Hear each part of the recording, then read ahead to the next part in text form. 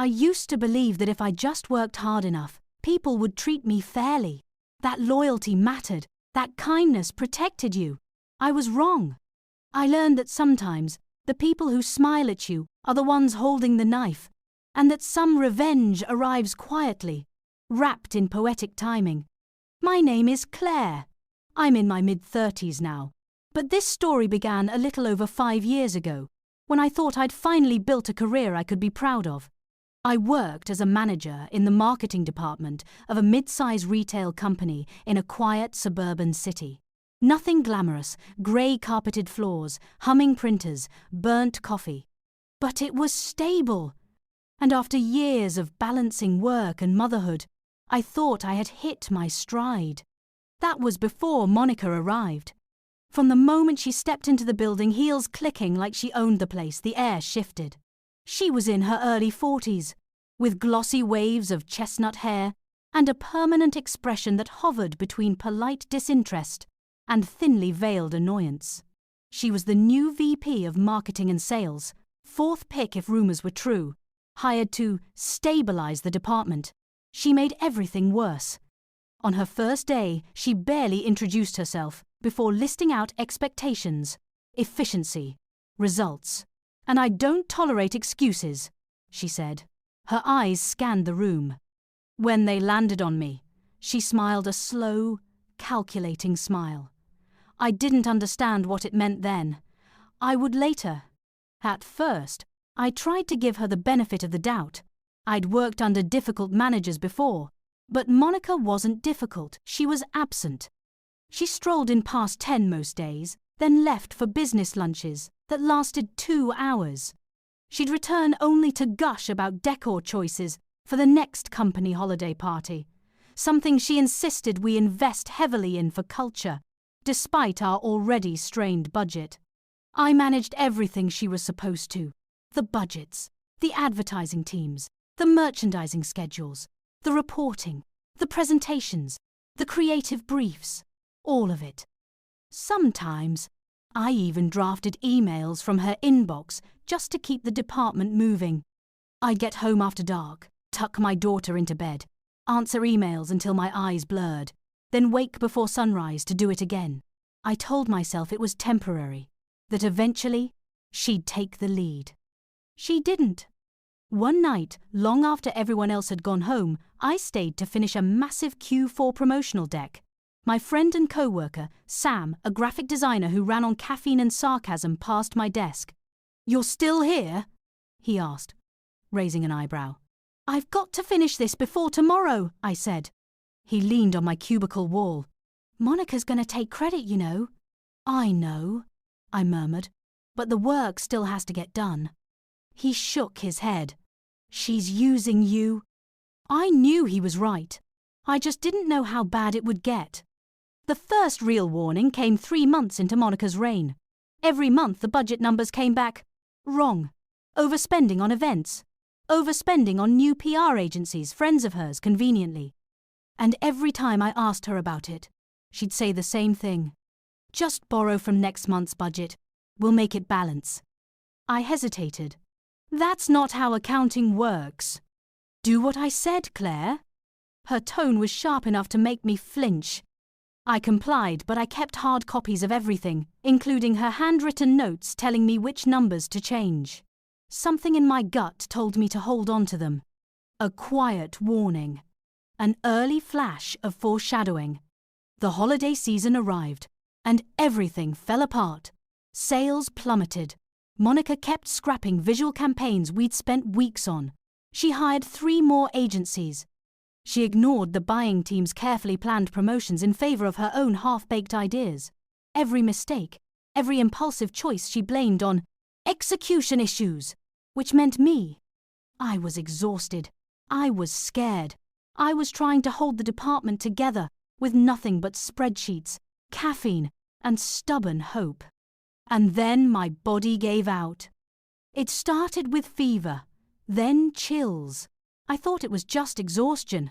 One evening, I collapsed on my kitchen floor. The faint memory of my husband shouting my name blurred into the sterile white of a hospital room. I had a blood infection. Sepsis. The doctor's voice echoed. Stress weakened your immune system. You need to rest. For the first time in 10 years, I stopped working. I should have focused on healing, but old habits die hard. Late one night in the hospital, after my husband had gone home, I opened my phone and checked emails. Mine and Monica's. I still had access. My heart slammed against my ribs as I scrolled. There were emails to her friends, mocking me for being too dramatic about sepsis. Another complaining that she couldn't find any of the files, though everything was clearly labelled in our shared drive. And worst of all, a long email thread with a former co-worker advising her on how to save her job. If sales didn't pull up, she should blame me. Fire me. But because firing someone fresh off emergency medical leave looked bad, the co-worker suggested she find another reason, accuse me of stealing or misusing company resources. She was planning to destroy me. I sat there in my hospital bed, trembling with rage. My body was falling apart. And still, my fear wasn't death. It was losing my job, my career, everything I'd worked for. Something in me hardened. When I returned to work, Monica summoned me immediately. She feigned concern. I'm worried you're overwhelmed. I'm taking budgeting off your plate. I kept my face still. Okay. You are not to speak to accounting about departmental budgets. Her voice was firm, almost triumphant. That was her plan. If she controlled the budgets, she could manipulate the numbers herself, then blame me. And if you have concerns, she added, bring them to me. Not HR. Inside, I laughed. Out loud, I nodded. I left her office and walked straight to mine, shut the door and exhaled. My hands were still trembling, but now they weren't afraid. They were ready. I gathered everything. The emails, the original untouched budget, the printed copies with her handwriting, the threads where she insulted me and plotted against me, the threats, all of it. I slid them into a thick folder. As I walked to accounting, I passed Sam. You okay? He whispered. Not yet, I said, but I will be. Lois, our main accountant, was the definition of quiet competence. Silver bun, sharp eyes, dry humour. She once told me she wished more people had a spine like mine. Today, I borrowed hers. I stepped into her office and handed her the invoices. My voice was firm. Monica is the only person you're allowed to speak to about our budget. Her eyes flicked to the thick folder tucked inside the stack. She gave a single, solemn nod. No words. None needed. I turned and left, heart pounding. Cliffhanger. Within a week, Monica was gone. The whispers flew through the office: missing funds, budget fraud, threats, personal misuse of company money. HR swarmed her office. She left the building red-faced and shaking, carrying a cardboard box. I watched from a distance as she climbed into her car. For a moment, she looked up and met my eyes. There was confusion, anger, fear. I didn't smile.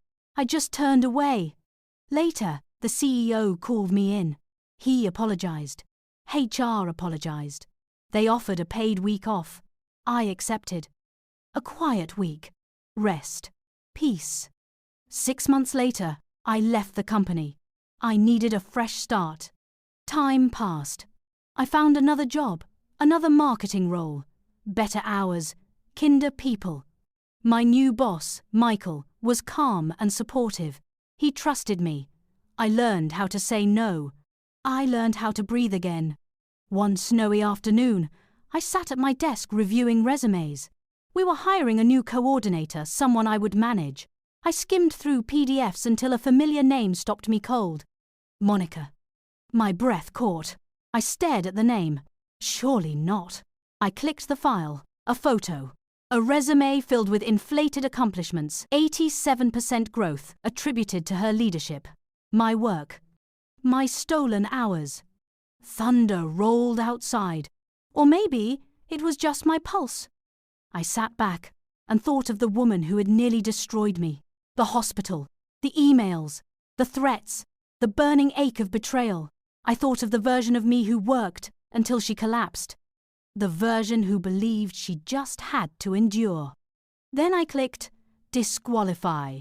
A tiny, quiet click. Revenge doesn't always scream. Sometimes it whispers. The next morning, I told Michael. Good call, he said simply. I trust your judgment. And that was the true revenge, not her humiliation, not her downfall, but this, that after everything she did, I ended up somewhere better, that I grew, that I learned, that I could close the door without trembling. Later that night, I walked outside and felt the cold air on my face.